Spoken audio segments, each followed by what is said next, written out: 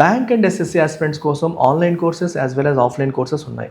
So bank infinity మీకు 5,000కి, SSC 5,000కి, కాంబో ఎస్ఎస్సి ఆర్ఆర్బి కాంబో 7,000కి ఆన్లైన్లో ఇస్తున్నాం. ఆఫ్లైన్లో అయితే bank infinity 15, SSC 15, bank and SSC combo 18కి వస్తుంది. ఆఫ్లైన్ తీసుకున్న వాళ్ళకి ఆన్లైన్ మీకు ఫ్రీగా వస్తుంది. సో ఆన్లైన్ వచ్చేసి మీకు 1 year వ్యాలిడిటీ వస్తుంది. లైఫ్ టైం కావాలన్నా కూడా తీసుకోవచ్చు. ఆఫ్లైన్ మీకు life time validity by default ఇస్తున్నాం.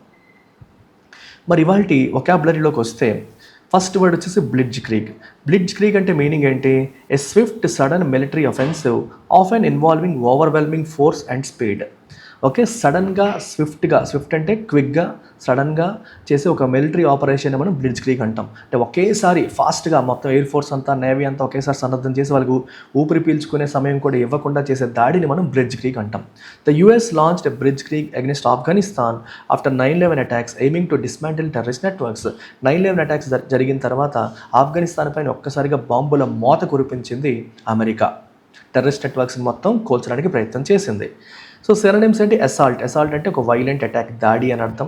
అఫెన్సివ్ అంటే ఒక మిలిటరీ క్యాంపెయిన్ లేదా action aimed at defeating the ఎనిమీని డిఫీట్ చేయడం కోసం మనం టేకప్ చేసే ఒక మేజర్ మిలిటరీ క్యాంపెయిన్ అనొచ్చు.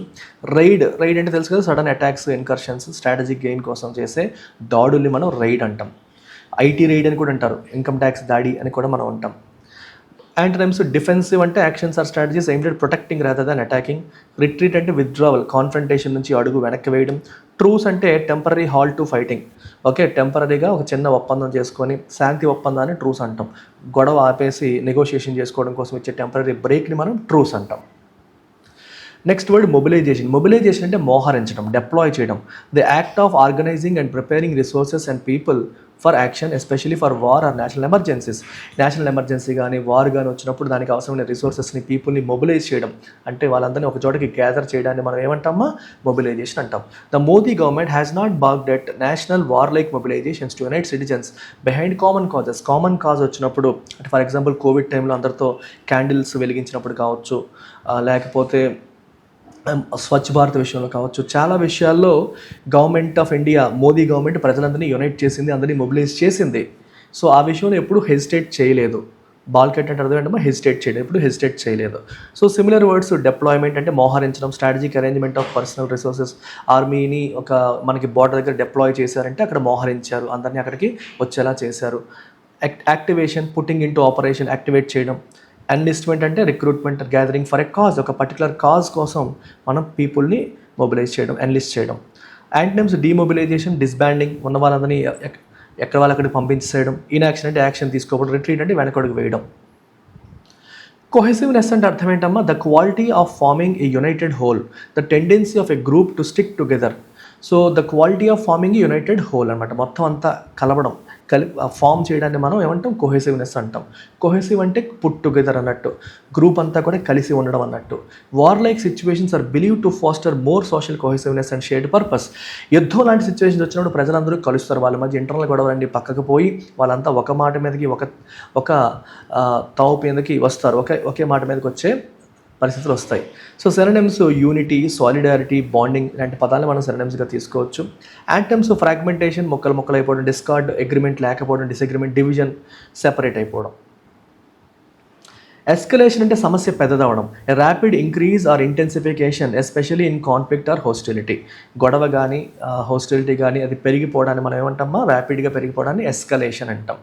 So usage example, a real war would be dangerous escalation harming India's global narrative as a peaceful power. నిజమైన యుద్ధం అనేది జరిగితే అది డేంజరస్ ఎస్కలేషన్ అవుతుంది, చాలా పెద్ద ప్రాబ్లం అవుతుంది. ఇండియా యొక్క గ్లోబల్ నెరేటివ్ అంటే ప్రపంచవ్యాప్తంగా ఇండియా ఒక రెస్పాన్సిబుల్, పవర్ఫుల్ కంట్రీ అనే ఆ నెరేటివ్ అనేది దెబ్బతినే, పీస్ఫుల్ పవర్ అనే నెరేటివ్, ఆ స్టోరీ అనేది దెబ్బతినే అవకాశం ఉంటుంది. So synonyms intensification, aggravation, expansion. So intensification అంటే growing in severity or degree, aggravation అంటే worsening of a situation, expansion అంటే పెద్దదవడం. సో యాంటోనిమ్స్ డీఎస్కలేషన్ అంటే సమస్య తగ్గడం, రెజల్యూషన్ అంటే పరిష్కారం అవ్వడం, పాసిఫికేషన్ అంటే కూల్ డౌన్ అవ్వడం, బ్రింగింగ్ పీస్ అనమాట. రిటాలియేషన్ అంటే ఎదురుదాడి, the act of returning an attack or injury, reprisal, retribution అంటే ఎదురుదాడి చేయడం, రివెంజ్ తీసుకోవడం ఆ మోడ్లో వస్తుంది. దాడికి ప్రతిదాడి retaliation. Modi's pledge to pursue terrorists carries the risk of a furious retaliation from Pakistan. మనం ఇప్పుడు టెర్రరిస్టులు ఎలాగైనా పట్టుకోవాలని ప్రయత్నం చేస్తున్నాం. ఈ ప్రయత్నం వల్ల పాకిస్తాన్ నుంచి కూడా ఫుల్ స్కేల్ రిటాలియేషన్ జరిగే అవకాశం ఉంటుంది. So synonyms revenge, reprisal, counter attack, ప్రతీకారం తీర్చుకోవడం, దాడికి ప్రతిదాడి చేయడం అనే పదాలు ఇవన్నీ కూడా. యాంటనిమ్స్ ఫర్గివ్నెస్, క్షమించడం, ఎపీజ్మెంట్ అంటే కూల్ డౌన్ చేయడం, కామ్ డౌన్ చేయడం, రిస్ట్రైంట్ అంటే మనం ఓపిక పట్టడం, ఒక సంయమనం పాటించడం అంటాం చూడండి, అది రిస్ట్రైంట్. సో ఇవాల్టి idiom of the day, war of words. War of words అంటే a dispute or agreement that is conducted through speech or writing. అంటే మాటలతో చేసే యుద్ధం అనమాట. నిజమైన యుద్ధం కాదు ఇది. వాళ్ళు ఇచ్చిన కామెంట్కి మీరు కామెంట్ చేయడం, వాళ్ళు ఇచ్చిన ఏదైనా పీస్ ఆఫ్ రైటింగ్ రాస్తే మీరు కూడా రాయడం. సో ఇట్లాంటి వర్డ్స్తో మీరు యుద్ధం చేయడం, మాటల యుద్ధం అంటాం. అంతేగాని కొట్టుకోవడం రియల్ యుద్ధం కాదు. The two politicians engaged in a war of words during the debate, each accusing the other of dishonest and corruption. ఇద్దరు పొలిటీషియన్స్ ఒకరి మీద ఒకరు ఆరోపణలు చేసుకున్నారు, మాటల యుద్ధానికి వెళ్ళారు, ఒకరినొకళ్ళు డిజానెస్ట్ అని, కరప్ట్ అని కామెంట్ చేసుకున్నారు. Phrase and verb of the day, balk at. అంటే అర్థమేంటి? To hesitate or show reluctance. అంటే ఏదైనా చేయడానికి సంకోచించడం, వెంటనే చేయకుండా సంకోచించడాన్ని మనం ఈ వర్డ్తో పిలుస్తాము. The government led by Narendra Modi has not balked at national war like mobilisations even in the face of potential risk వస్తుందని తెలిసినప్పుడు కూడా ఎప్పుడు కూడా ఒక నేషనల్ వార్ లైక్ మొబిలైజేషన్ విషయంలో వాళ్ళు ఎప్పుడు వెనకడుగు వెయ్యలేదు. ఏం చేయాలనుకున్నారో అది చేసుకొని వెళ్ళారు తప్పితే ఎప్పుడు అడుగు అనేది వెనక్కి వెయ్యలేదు అనేది ఈ పదం యొక్క మీనింగ్. అంటే ఎప్పుడు సంకోచించలేదు అని దీని అర్థం. ఓకే, సో పర్సువేజన్ స్ట్రాటజీ అని చెప్పేసి మనకి ఇవాల్టి ఎడిటోరియల్ యొక్క టైటిల్. పర్సువేజన్ అంటే కన్విన్స్ చేయడం, కన్విన్స్ చేసే స్ట్రాటజీ అని చెప్పొచ్చు. Pakistan must hand over designated terrorists to India. Pakistan టెర్రరిస్ట్గా డెసిగ్నేట్ చేయబడ్డ వ్యక్తుల్ని ఇండియాకి హ్యాండ్ ఓవర్ చేయాలి. సో పాకిస్తాన్ హ్యాండ్ ఓవర్ చేసేలాగా ఇండియా రకరకాల స్ట్రాటజీస్ని ఎంప్లాయ్ చేస్తోంది అని అర్థం. For the first time in over 50 years, so గడిచిన 50 ఏళ్లలో మొట్టమొదటిసారిని మనం చెప్పొచ్చు, India has been told that it is on the threshold of a full scale war. మనం ఒక ఫుల్ స్కేల్ వార్ థ్రెషోల్డ్ ఎడ్జ్లో ఉన్నాము అని చెప్పి ఇండియా చెప్పబడింది. అంటే ఇండియాలో ఉన్న ప్రజలకి కూడా తెలియపరిచారు. ఎందుకంటే సివిల్ డిఫెన్స్ ప్రిపేర్డ్నెస్ అని చెప్పేసి మనకి డ్రిల్స్ చేయమని చెప్పి అంటున్నారు. అంటే ప్రజలు సిద్ధంగా ఉండాలి యుద్ధానికి. సివిల్ డిఫెన్స్ డ్రిల్స్ చేస్తారంటే అర్థం ఏంటమ్మా? యుద్ధం వస్తుంది, యుద్ధానికి ప్రజలు కూడా సన్నద్ధం అవ్వాలి అన్నట్టు. Okay, that drills seek to bring that war into the people's consciousness. So ఈ డ్రిల్స్ ఏం చేస్తాయమ్మా? పీపుల్ యొక్క కాన్షియస్నెస్లోకి వార్ని తీసుకొచ్చే ప్రయత్నం చేస్తాయి. సో యూ హ్యావ్ టు, అంటే మనం జనరల్గా మనం పని చేసుకుంటూ వెళ్ళిపోతాం. లేచామా, రెడీ అయ్యామా, ఆఫీస్కి వెళ్ళామా, వచ్చేసామా, కావాల్సినవి కొనుక్కున్నామా, ఈ మైండ్లో ఉంటాం. మీ మైండ్లోకి ఇప్పుడు వార్ కూడా రావాలి అనేది ఈ డ్రిల్ యొక్క ప్రధానమైన objective. You have to think about war. There is a possible war between India and Pakistan. అది జరిగే అవకాశం ఉందనేది మీరు దృష్టిలో పెట్టుకోండి అని అర్థం.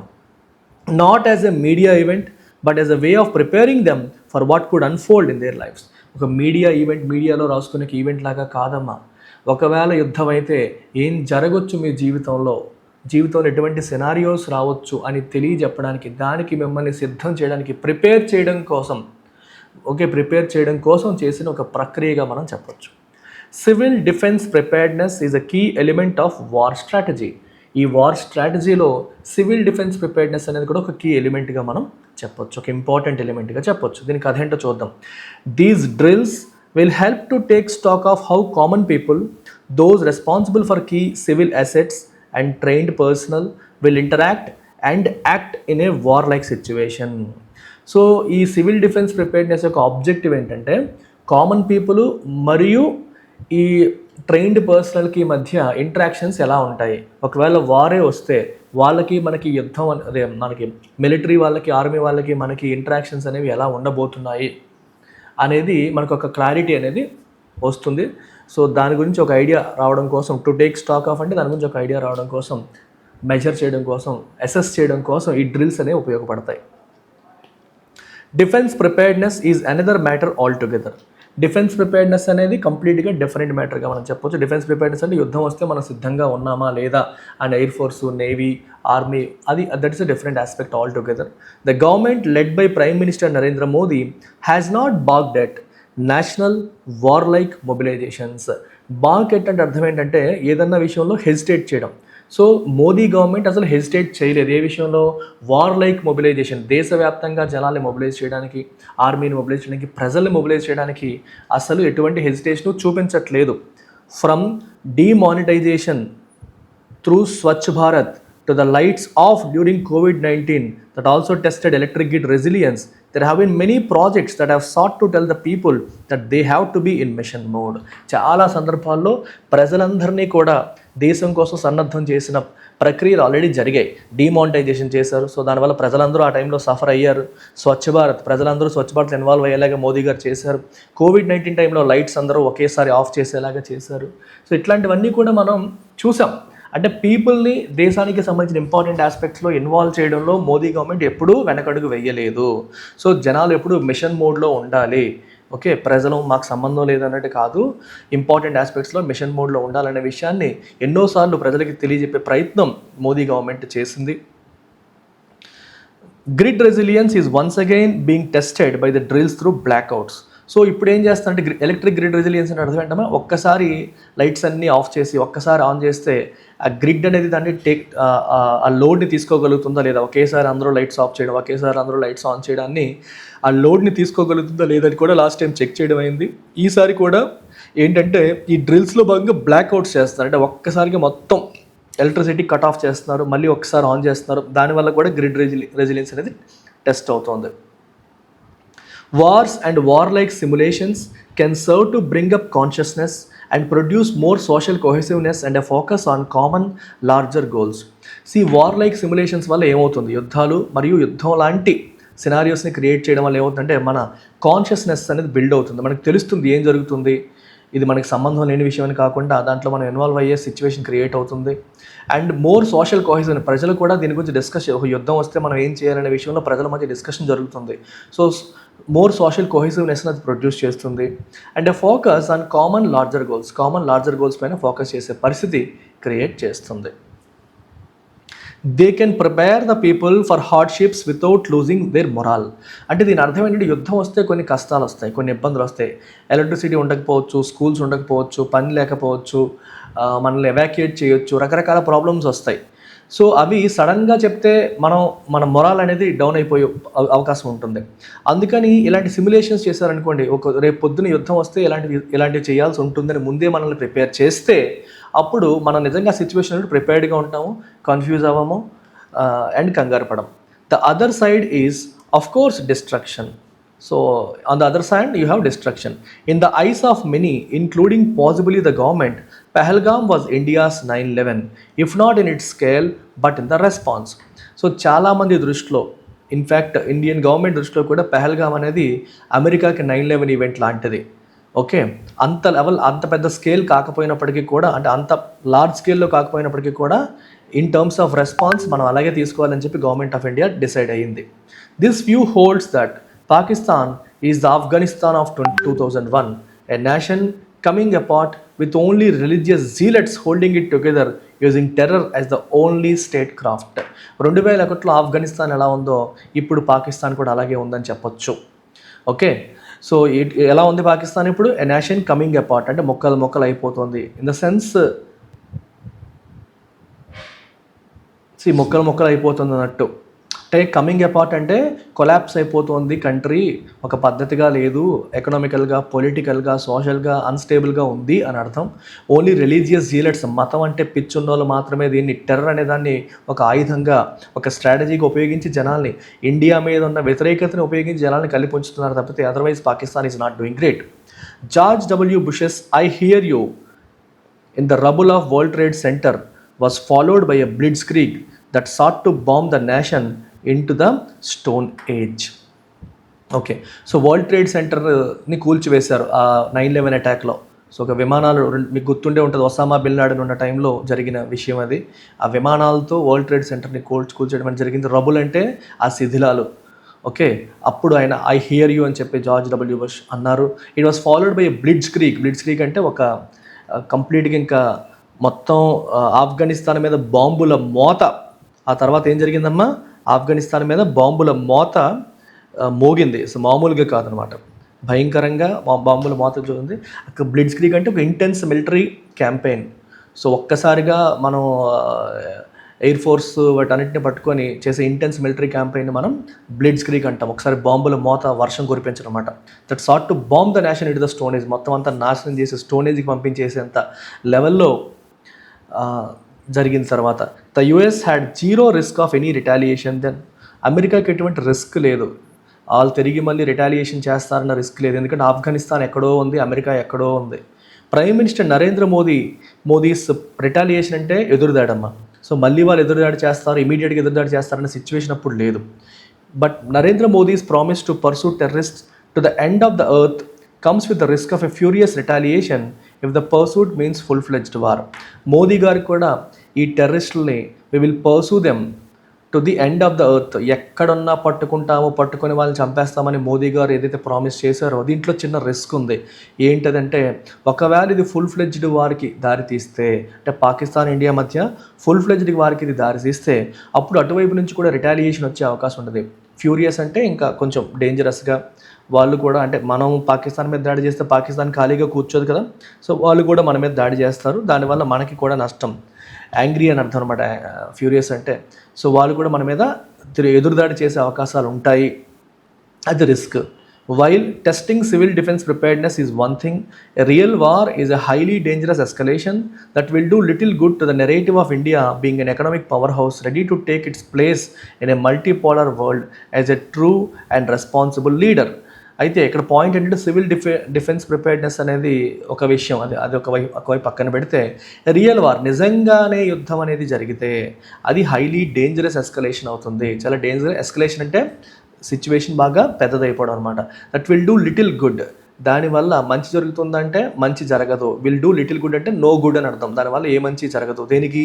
టు ద నెరేటివ్ అంటే story of India being an economic power house. India ఒక ఎకనామిక్ పవర్ హౌస్ మల్టీపోలార్ వరల్డ్లో. అంటే మనకి మల్టీపోలార్ అంటే అర్థం ఏంటంటే ఒకప్పుడు వరల్డ్ అనేది బైపోలార్ వరల్డ్గా ఉండేది, అంటే రెండు దేశాలే పవర్ఫుల్గా ఉండేవి, యుఎస్ఎస్ఆర్ యుఎస్. సో ఆ తర్వాత యుఎస్ ఒక్కటే పవర్ఫుల్గా ఉండింది చాలా కాలం, యుఎస్ఎస్ఆర్ విచ్ఛిన్నమైన తర్వాత అది యూనిపోలార్ వరల్డ్ అంటాం. ఇప్పుడు మోర్ దాన్ వన్ కంట్రీ పవర్ఫుల్గా ఉంటే అప్పుడు దాన్ని మల్టీపోలార్ వరల్డ్ అంటాం. సో ఈ మల్టీపోలార్ వరల్డ్లో where not a single country is powerful, India కూడా తన పొజిషన్ని తీసుకోవడానికి సిద్ధంగా ఉంది as a true and responsible leader అని చెప్పేసి ఇక్కడ రాశారు. ద గవర్నమెంట్ అంటే అలాంటి నెరేటివ్ ఉంది. సో ఇలాంటి ఇండియా రెస్పాన్సిబుల్గా ఉండాలని చెప్తున్నారు. The government must keep its options open so that Pakistan may be persuaded to walk back from the brink by agreeing to hand over terror leaders of the LeT, JeM and fringe outfits. So India ఏం చేయాలంటే తన ఆప్షన్స్ని ఓపెన్గా ఉంచాలి, so that పాకిస్తాన్ని ఏదో రకంగా convince చేసి పర్సువేడ్ చేసి వాళ్ళు ఏంటంటే దే ఆర్ అంటే యుద్ధానికి కయ్యానికి కాల్ దూవుతున్నారు.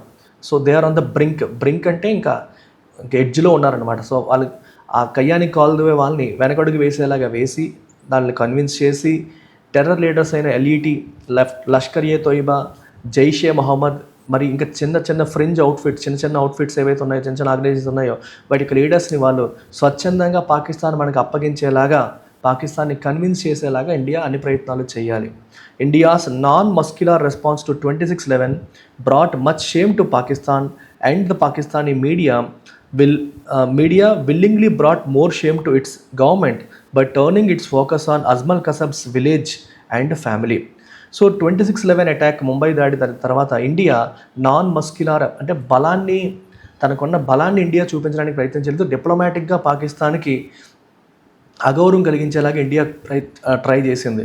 సో పాకిస్తాన్కి షేమ్ వచ్చింది. ఇంకా పాకిస్తాన్ మీడియా కూడా ఈ Ajmal Kasab village, family members వాటన్నిటి పైన కూడా వీడియోలు తీసి ఇగో ఈడే ఉగ్రవాది, వీడే 26/11 అటాక్కి కారణమయ్యాడు అని చెప్పేసి మీడియా కూడా ప్రొజెక్ట్ చేయడం వల్ల పాకిస్తాన్కి ఇంకా షేమ్ వచ్చింది. ఎందుకంటే పాకిస్తాన్ ఆ 26/11 చేయడానికి కారణం ఎవడో వాడు పాకిస్తాన్లో ఉన్నాడు, వాడి విలేజ్, వాడి ఫ్యామిలీ అవన్నీ కూడా చూపించారు. సో పాకిస్తాన్ అబద్ధం ఆడాలన్నా కూడా అది మా వాడు కాదని చెప్పడానికి కూడా అవన్నీ పరిస్థితి క్రియేట్ అయింది. Perhaps civil defense preparedness drills will serve as psyops అంటే సైకలాజికల్ ఆపరేషన్ లాగా, అంటే సైకలాజికల్గా పాకిస్తాన్ని భయపెట్టే ఒక కార్యక్రమం లాగా ఇది ఉపయోగపడవచ్చు. Signalling India's intent that could make Pakistan see the folly of using terror as a tactic in geopolitical disputes. So geopolitical డిస్ప్యూట్స్లో రెండు దేశాలకి మధ్య గొడవలు ఉంటే అప్పుడు టెర్రర్ అనేదాన్ని ఒక టాక్టిక్గా, ఒక వ్యూహంగా ఉపయోగించాలనే ప్రయత్నం ఏదైతే చేస్తుందో పాకిస్తాన్, దాని యొక్క ఫాలీ అంటే దాని యొక్క యూజ్లెస్నెస్ అనే మీనింగ్ అనమాట. మీరు అలా వాడితే ఉపయోగం లేదు. ఫూలిష్నెస్ అనే మీనింగ్. ఓకే, ఫూలిష్నెస్ అనే మీనింగ్ వస్తుంది. ఫాలీ అంటే అర్థం ఏంటమ్మా, టెర్రర్ని జియోపొలిటికల్ డిస్ప్యూట్స్లో ఒక వెపన్గా వాడడం అనేది ఒక ఫూలిష్ టాక్టిక్ అని పాకిస్తాన్కి తెలియజేసేలాగా ఇండియా చెయ్యాలి. ఎలా చేయాలి? ఇలాంటి సివిల్ డిఫెన్స్ ప్రిపేర్డ్నెస్ లాంటివి చేయడం ద్వారా ఇండియాలో మీరు ఏమైనా యుద్ధానికి వస్తే దేశం అంతా కూడా సిద్ధంగా ఉంది అనే పాయింట్ అక్కడ తీసుకురావడానికి ప్రయత్నం చేస్తోంది గవర్నమెంట్ ఆఫ్ ఇండియా. ఇది. సో సమ్మరీ ఇక్కడ ఇచ్చాను, ఒకసారి మీరు చెక్ చేసుకోండి.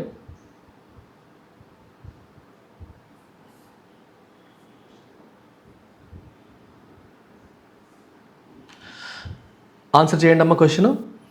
Try to answer this question. What is the tone of the author? So is it optimistic and celebratory? Definitely not. ఇది ఆప్టమిస్టిక్ సెలబ్రేటరీ అయితే కాదు కదమ్మా. సో మరి ఏం చెప్తాం? Is it neutral and detached? No. Is it cautionary and strategic? Yes.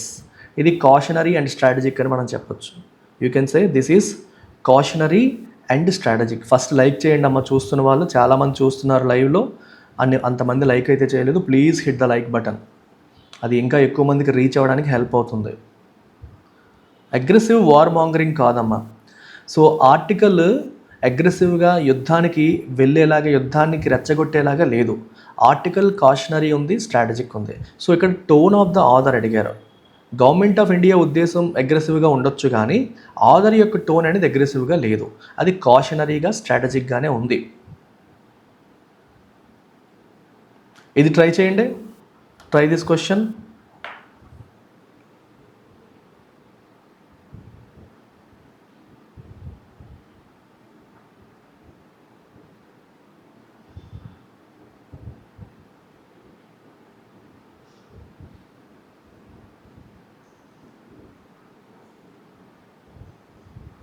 What is the main idea of the passage? India should immediately retaliate against Pakistan with military force. Article military ఫోర్స్తో పాకిస్తాన్ మీద యుద్ధం చేయమని చెప్తుందా? లేదు. Civil defence drills are unnecessary and create public panic. అవి అసలు necessary కాదు, దానివల్ల ప్యానిక్ క్రియేట్ అవుతుందని చెప్తుందా? No. India must use war preparedness as a strategic tool to pressure Pakistan into handing over terrorist. So India నిజంగా యుద్ధానికి వెళ్ళకూడదు, కానీ యుద్ధానికి మేము సన్నద్ధంగా ఉన్నామనే దాన్ని ఒక సైకలాజికల్ టూల్ లాగా ఉపయోగించి పాకిస్తాన్కి మీద ప్రెషర్ క్రియేట్ చేసి టెర్రరిస్టులు హ్యాండ్ ఓవర్ చేసేలాగా చేయాలి. అంటే నిజమైన యుద్ధం వల్ల చెడు జరుగుతుంది, కానీ యుద్ధం వస్తే ఏం జరుగుతుంది అనే దాన్ని పాకిస్తాన్కి అర్థమయ్యేలాగా చేయడం ద్వారా మనం వాళ్ళ టెర్రరిస్టులు హ్యాండ్ ఓవర్ చేసేలాగా చేయాలి అనేది ఆథర్ యొక్క ప్రధాన ఉద్దేశం. యాక్చువల్ యుద్ధాన్ని ఆథర్ సపోర్ట్ చేయట్లేదు, దానివల్ల చెడు జరుగుతోంది మంచి కన్నా అని చెప్పి ఆథర్ చెప్తున్నారు.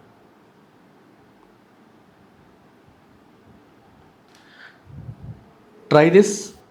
Which of the following can be logically inferred from the passage నుంచి మనం లాజికల్గా ఇన్ఫర్ చేయగలిగేవి ఏంటి అంటే ప్యాసేజ్లు ఇచ్చిన ఇన్ఫర్మేషన్ ప్రకారం ఏవి మనం చెప్పొచ్చు అని అర్థం.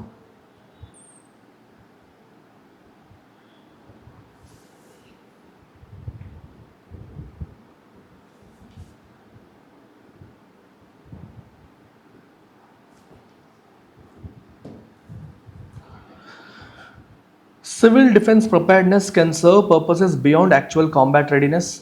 సో కాంబాట్ రెడీనెస్ వరకు మాత్రమే కాదు, ఇంకా చాలా విషయాలకి ప్రజలను అది సిద్ధం చేస్తుంది. కరెక్టే.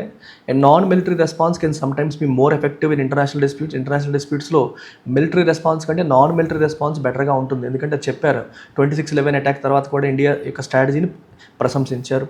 India has always responded aggressively to terrorist attacks in the past. India terrorist అటాక్స్కి ఎప్పుడు అగ్రెసివ్గా రియాక్ట్ అయిందా? War simulations necessarily mean war is imminent. War simulation వచ్చిందంటే అంటే వార్ వస్తుంది అని అర్థమా? అలా ఏమీ కాదు. సో ఇది కూడా ఇండియా ఎప్పుడు అగ్రెసివ్గా రియాక్ట్ అవ్వదు ప్రతిసారి కూడా. సో చాలా సందర్భాల్లో డిప్లొమాటిక్గా రియాక్ట్ అవుతుంది. ఇక్కడ వార్ సిమ్యులేషన్ అంటే యుద్ధం వస్తుంది అన్నట్టు సిమ్యులేషన్ చేసామంటే నిజంగా యుద్ధం వస్తుందని కాదు, కానీ దాని మీనింగ్ ఏంటంటే యుద్ధం వస్తే మనం ఎలా ఉండాలి అని మనం చెప్పడం ద్వారా అంటే ఇండియా ప్రజల్ని ప్రిపేర్ చేస్తోంది అని చెప్పడం ద్వారా అక్కడ పాకిస్తాన్కి ఒక భయాన్ని సృష్టించడం అనేది ప్రధాన ఉద్దేశం ఇక్కడ. ఇది గుర్తుపెట్టుకోవాలి మీరు. ఓకేనా? అర్థమైందా? మీరు ఒక ట్రిక్ చాలాసార్లు చెప్పాను, ఇవి పెట్టేటప్పుడు ఎప్పుడు కూడా గుర్తుపెట్టుకోండి. ఇలాంటి చూడండి, హ్యాజ్ ఆల్వేస్ అంటే ప్రతిసారి అగ్రెసివ్గా రియాక్ట్ అయ్యిందన్నారు. అంటే ఇట్లాంటి టర్మ్స్ అంటే ఎక్స్ట్రీమ్ వర్డ్స్ ఎప్పుడైనా వచ్చాయంటే 90% కరెక్ట్ ఆన్సర్స్ కాదు. ఇది కూడా చూడండి, war simulations necessarily mean war simulation చేస్తున్నామంటే యుద్ధ సన్నాహాలు చేస్తున్నామంటే యుద్ధం వస్తే ఎలా ఉంటుందో చూపిస్తున్నామంటే నిజంగానే యుద్ధం వచ్చేస్తుందని కాదు. సో ఇవి మనకి ఇక్కడ correct answers. So best answer is 1 and 2. అంటే సివిల్ డిఫెన్స్ డ్రిల్స్ అనేవి ఒక స్ట్రాటజిక్ టూల్గా కూడా యూజ్ చేయొచ్చు. నిజంగా యుద్ధం వస్తుందని కాదు, కానీ అటువైపు అపోనెంట్కి నిజంగా యుద్ధం వస్తే యుద్ధానికి మేము ప్రజల్ని సన్నద్ధం చేస్తున్నాం అనే మెసేజ్ని ఇవ్వడం అనమాట. సో ఇట్లాంటి పదాలు ఎప్పుడైనా చూసినప్పుడు మీరు కేర్ఫుల్గా ఉండాలి. అవి మోస్ట్లీ కరెక్ట్ ఆన్సర్ కాకపోవడానికి అవకాశాలు ఉంటాయి. Which of the following assumptions can be made from the passage? Pakistan may respond to psychological and strategic pressure without actual warfare. Yes, psychological and strategic ప్రెషర్తో మనం పాకిస్తాన్ రెస్పాండ్ అయ్యేలాగా చేయొచ్చు. యాక్చువల్ యుద్ధం వల్ల మంచి జరగదు అనేది ఆధార్ యొక్క పాయింట్ కరెక్టే. Public preparedness exercises can influence geopolitical decisions. Yes, public preparedness exercises వల్ల జియో పొలిటికల్ డెసిషన్స్ని ఇన్ఫ్లుయెన్స్ చేయొచ్చు. అంటే స్ట్రాటజిక్గా ఒక రకమైన సైఆప్స్ అన్నమాట, సైకలాజికల్ ఆపరేషన్. వాళ్ళ బ్రెయిన్లో ఏదో ఒక చిన్న భయాన్ని సృష్టించవచ్చు. A full scale war between India and Pakistan is inevitable. India Pakistan మధ్య ఫుల్ స్కేల్ వార్ అనేది అన్అవాయిడబుల్. అలా ఏమీ లేదు, వార్ని అవాయిడ్ చేయొచ్చు, వార్ ఖచ్చితంగా వస్తుందని గ్యారంటీ లేదు. India's global image is tied to how it handles conflict situations. Yes, India ఇంతకు ముందులాగా చిన్న కంట్రీ కాదు, చాలా పెద్దదైంది, ఎకనామిక్ పవర్ హౌస్ అయింది. సో ఇక్కడ మనం ఒక రెస్పాన్సిబుల్ నేషన్గా కాన్ఫ్లిక్ట్ సిచ్యువేషన్స్ని ఎలా హ్యాండిల్ చేస్తుందనే దాన్ని బట్టి ఇండియాకి ఇమేజ్ ఆధారపడుతుంది. Correct. So answer is 1, 2 and 4. 1, 2 and 4. Which of the following can be considered a strong argument in favor of India conducting civil defense drills? ఈ సివిల్ డిఫెన్స్ డ్రిల్స్ కండక్ట్ చేసే విషయంలో దానికి సపోర్టింగ్గా ఉన్న స్ట్రాంగ్ ఆర్గ్యుమెంట్ ఏది? They allow the government to justify military expenditure during peace time. Military ఎక్స్పెండిచర్ని justify చేయడం కోసం కాదు ఇది చేస్తుంది. They help raise public anxiety making people take threats more seriously. Public యాంగ్జైటీని రైజ్ చేస్తాయి, సో థ్రెట్ని ఇంకా సీరియస్గా తీసుకునేలాగా చేస్తాయి. ఇది కొంచెం నెగిటివ్ కాంటెక్స్లో రాస్తున్నారు, ప్రజల్లో యాంగ్జైటీ పెంచేస్తాయి. యాంగ్జైటీ అనేది negative word. They prepare citizens psychologically and logistically for potential conflict while signaling strategic intent to adversaries. Absolutely, ఇది బెటర్గా ఉంది. ఇది ఆధార్ యొక్క పాయింట్ని సివిల్ డిఫెన్స్ డ్రిల్స్ ఎందుకు కండక్ట్ చేయాలనే దానికి ప్రాపర్గా సపోర్టివ్గా ఉన్న స్టేట్మెంట్. ఇవి సైకలాజికల్గాను లాజిస్టికల్గాను రాబోయే కాన్ఫ్లిక్ట్కి సిటిజన్స్ని సిద్ధం చేస్తాయి ఈ డ్రిల్స్. అంటే రేపు పొద్దున ఇది వచ్చే అవకాశం ఉంది, వస్తే మీరు ఏం చేయాలి, మనం సిద్ధంగా ఉండాలనేది సైకలాజికల్గా ప్రిపేర్ అవుతారు. ఒకవేళ నిజంగా వస్తే లాజిస్టికల్గా బ్లాక్అవుట్స్ చేసినా, అంటే పవర్ కట్స్ చేసినా, ఎవాక్యుయేషన్స్ చేసినా ప్రజలు ఇమీడియట్గా రెస్పాండ్ అయ్యే సిచ్యువేషన్ క్రియేట్ అవుతుంది.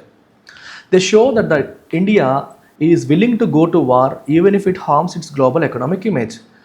అదే కాదు, that's not the right thing. English మాత్రమే ప్రాబ్లం అనుకునే స్టూడెంట్స్కి ఇంగ్లీష్ ఇన్ఫినిటీ ప్రోగ్రామ్ అనేది ఉంది. మీరు యాప్ డౌన్లోడ్ చేసుకోండి. యాప్ డౌన్లోడ్ చేసుకొని ఇంగ్లీష్ ఇన్ఫినిటీ మీరు డైరెక్ట్గా పర్చేస్ చేసుకోవచ్చు. దీంట్లో ఎస్ఎస్సి బ్యాంక్ ఎగ్జామ్స్కి సంబంధించి ప్రిలిమ్స్ అండ్ మెయిన్స్ క్లాసులు, టెస్ట్లు, ఎక్స్ప్లెనేషన్స్ అన్నీ దొరుకుతాయి. సో ఫీ 999 రూపీస్కి అందుబాటులో ఉంది. ఈ నెంబర్కి, ఇక్కడ ఉన్న నెంబర్కి కాంటాక్ట్ చేసి మీరు వివరాలు తెలుసుకోవచ్చు.